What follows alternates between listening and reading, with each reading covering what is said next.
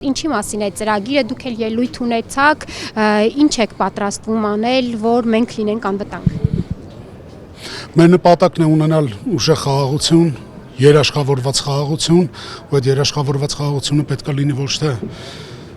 վկայի ստորագրությամբ խաղաղություն, այլ երաշխավորների ստորագրությամբ խաղաղություն։ Ինչ ենք անելու մենք ունենալու ենք ժամանակակից արդիական անվտանգություն, որ հայ զինվորի համար բանակում ծառայելը լինի պատիվ եւ արժանապատվություն։ Տեսեք, իշխանությունները իրենց ղեկավարի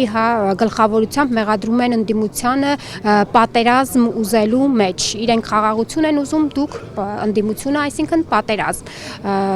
Ինչու են այս մեղադրանքները, ինչից են գալիս եւ արդյոք դա այդպես է։ Դիտեք, իշխանությունները 3 պատերազմ բերած, 3 պատերազմում պարտված, նվաստացած խաղաղություն մուրալով ապրում են։ Ու իրանք հիմա ուզում են մեղադրեն ընդդիմադիր ուժին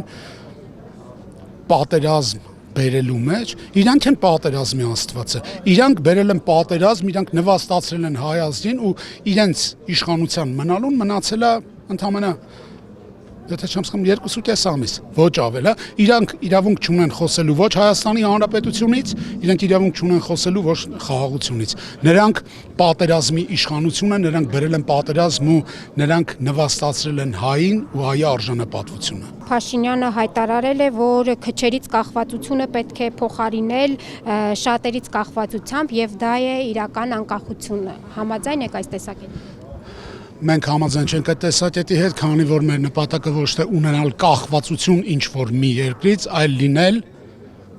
ինքնիշխան պետություն, ունենալով երաշխավորված խաղաղություն։ Բաժանորդագրվեք Արմատ մեդիայի ալիքներին YouTube-ում, Facebook-ում, Instagram-ում եւ Telegram-ում։